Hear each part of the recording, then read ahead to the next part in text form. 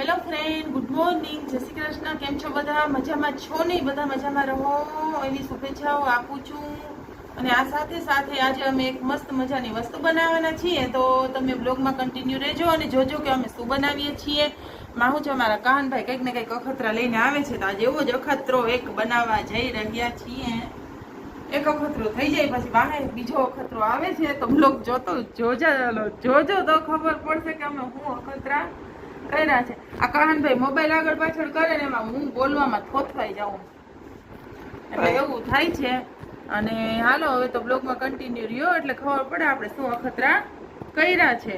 શું છે અહીંયા? શું છે શું કરસ? તે કીધું કે આમાં મને સુધાર દે એટલે સુધારું, મને નથી ખબર. તો અત્યારે તો ટ્રાય કરવા પૂરતી આમ સ્મૂધી બનાવવાનું કરું છું. જો દૂધ નાખ્યું, પછી કેરી નાખી, અને કેળું નાખ્યું, અને કોકો પાવડર નાખ્યો, અને ખાંડ 2 ચમચી. 2 ચમચી ખાંડ પાછું. ઢાંકણું બંધ કરજો કે વિડીયોમાં એમને ફેરવી નાખતો. આવી ક્યાં ગયું? ધોયું તું આ પૂરે છે.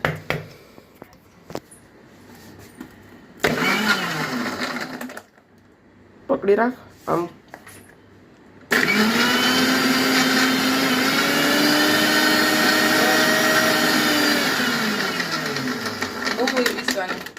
હા, તો જ સ્મૂધી થાય.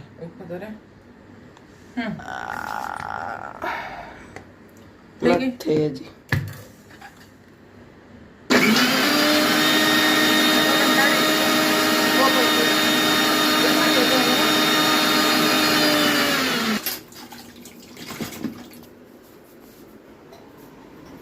જો બની તો ગઈ, હવે ચાખીએ કેવી છે.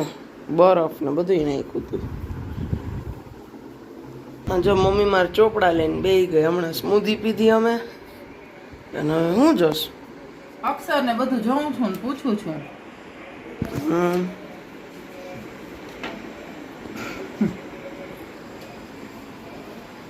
પૂછું કે કોના દર્શન કરવાથી 71 પેઢી તરી જાય. કોના? કેના? કેના? વૈષ્ણવ જનના. બરોબર.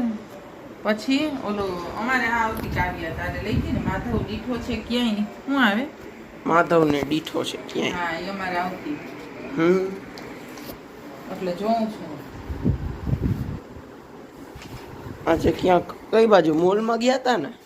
હા, ત્યાંથી મારા હાટુ ચપ્પલ લઈ આવ્યા. ક્યાં ગયા? ક્યાં મૂકી દીધા બધે ઉડાડ્યા રાખસ. મારો ફેવરિટ છે. અહીંયા ચાના કપ પડ્યા ને અહીંયા પીધેલી ચાના કપ પડ્યા. આ ટીપોઈ હે ને આ ખાનામાં અંદર આમાં એમાં નહીં, ટીપોઈમાં. હાઈ રહ્યા જો ચોમાસામાં પહેરવાના. મસ્ત છે. હા, ફરક ફરક. હા,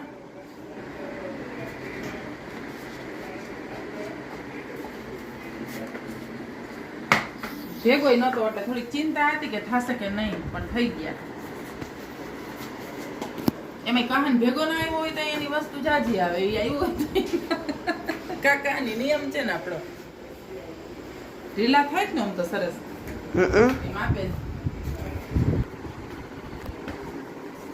અહીંયા આમ કઈક વ્હીલ નો હોય. હા, અહીંયા મારો પગ અહીંથી જગ્યા નહીં ને, મને તો અહીંયા ખૂંચતા અહીંયા ને? હા, અહીંયા બહુ ખૂંચ. મને અહીંયા આમ સપોર્ટ વાળું છે. અહીંયા મને એમને મત પગ છે આખો, આમ ગોલાઈ નથી એટલે મને અહીંયા ખૂંચે નહીં. જેને ઘોડલા પગ હોય ને એને ઈ સપોર્ટ થાય. કેવા ઘોડલા એટલે? એમાં હોય ને એવા. જો આમ એટલે નીચેથી આમ ખાડા વાળા. મારે એવા જ છે. ખાડાવાળા છે ને. હા, જો હા, તારે ખાડાવાળા માર નથી, માર જતી અહીંયા આમ સાઈડમાં એટલું ઓલું છે. અહીંયાથી તો સારું. હાલો હવે મળીએ પછી. હા, ગ્રે આ ઓલો બ્લેક હોય ને તો એ તડકામાં બહુ ગરમ થઈ જાય. આમાં એટલો વાંધો ન આવે. એક બ્લેક હતા ને એક આ હતા. મને આ કલર કે મારે લેવાતા. હવે તો લઈ લેવાય ને. વિચાર આવ્યો ભાઈ ના રે ના, માર પાસે પડ્યા કઈ નથી લેવા. પછી લઈ કઈક નવી પેટર્ન આવશે ને લઈ. તારા માપનો પ્રોબ્લેમ હોય, ઘડીકમાં મળે નહીં ને એટલે મેં કીધું લાવ લઈ જ લઈ. તારા પપ્પા કે લઈ લે કે ગઈમાં હોય તો.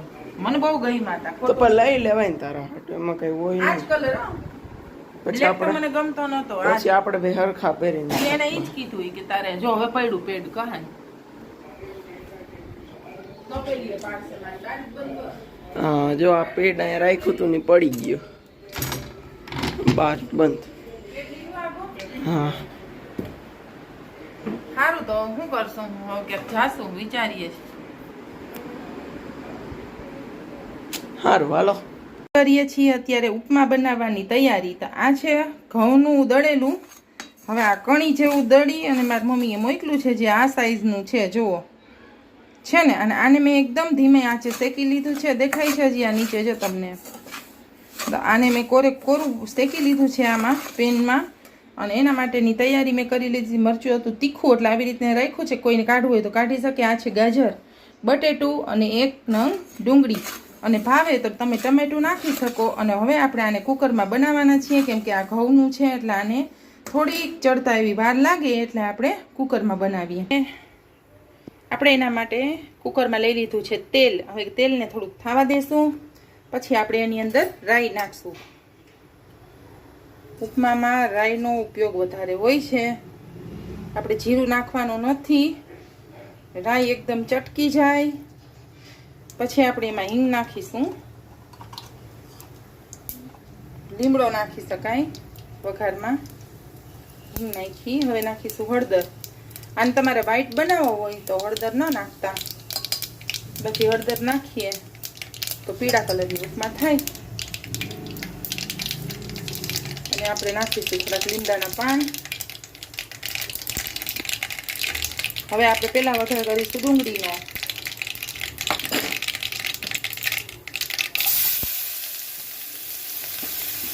ડુંગળી થોડી કેવી સતડાઈ જાય પછી આપણે એમાં મરચું અને બટેટા અને બધું નાખી દેશું.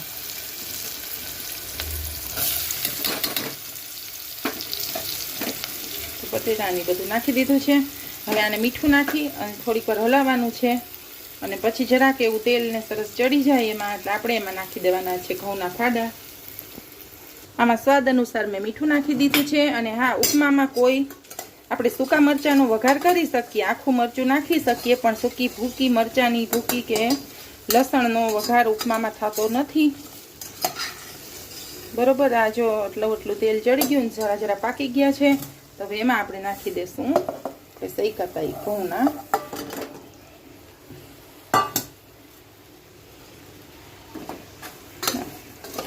આ જરાક તેલ આરે મિક્સ થઈ જાય એટલે આપણે એમાં નાખીશું પાણી. જરૂરિયાત પ્રમાણે પાણી નાખવાનું છે. તો આમાં આપણે 1.5 ગ્લાસ જેવો પાણીનો ઉપયોગ કરશું. 1.5 નહીં પણ આ સાઈઝના 2 ગ્લાસ અહીંયા વયા ગયા છે પાણીના. બરોબર. કેમ કે આ ઘઉં છે એટલે પાણી પીસે. એમાં બટેટા ને એવું બધું છે એટલે આટલું પાણી રીએ એમાં આપણે બાફવાનું છે. કેમ કે આને આપણે થોડું ઢીલું રાખવાનું છે. તો હવે આપણે આને કુકરનું ઢાંકણું બંધ કરી દઈશું. અને આ સરળમાં સરળ રીત છે ઘઉંનો ઉપમા બનાવવા માટે. બરોબર. આથી સહેલી રીત તમને ક્યાંય નહીં મળે. ખાલી એકવાર આપણે ઘઉં શેકી લઈએ પછી આ રીતે તૈયાર થઈ જતો હોય છે મોસ્ટલી. તો હવે આપણે કમ્પ્લીટ થાય પછી બતાવીએ. અને બાકી ગયા હતા બજારમાં એટલે બહુ થઈ ગયું હતું મોડું. પછી રસોઈ શું કરવી એ કાંઈ ખબર નથી પડતી એટલે ઉપમા બનાવી નાખી છે. હવે તો સાંજનું સાંજે જોયું જ હશે. જેમ તો તૈયારી હાલે. હું તો કેળા લઈ આવી કાચા. મેં કીધું વેફર કરીશ. જોઈ રહ્યા છે ને કાચા કેળાની લૂમ વેફર કરવા માટે. ને આમાં લઈ આવી હતી શાકભાજી. આમાં છે ખારેક. કાન ખારેક ચાખી દીકરા.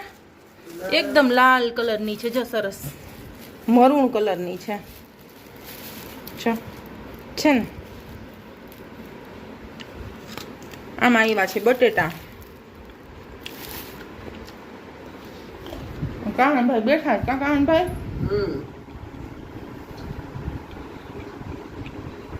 તો તે ખારેક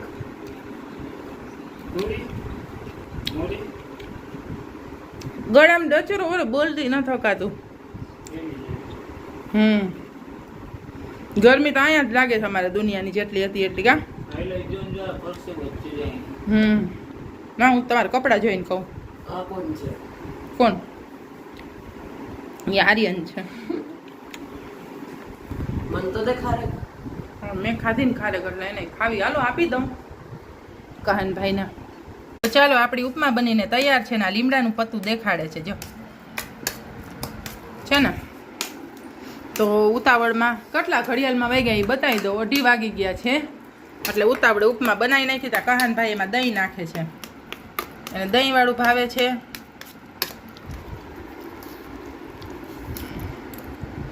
ચાખો કેવું છે. આમાં કંઈક પડ્યું જ જો. આ મારું છાશવાળી ઉપમા. વાહ છાશ પીવાય છે જીરા મસાલાવાળી. આ ઉપમા હતો આવો બન્યો તો મસ્ત મજાનો. તો ઘરે ટ્રાય કરજો બનાવીને બધાય. સ્વાદ એટલો સરસ, પચવામાં હળવો અને ઉનાળામાં ખાઈ શકાય પેટ ભરીને એવી રેસીપી છે. હા જો મારો દીકરો સાચું બોલ્યો. બોલો હવે મેગી ખાવાનું મન થાય ને તો આ બનાવી લેવાનું. 2 મિનિટમાં બની જશે ને ખાવાની બહુ મજા આવશે એમ કહે છે. ખરેખર 2 મિનિટમાં બની જાય. શેકી લઈને એકવાર ઘઉંના પાડા એટલે. તો હાલો બધા જમવા.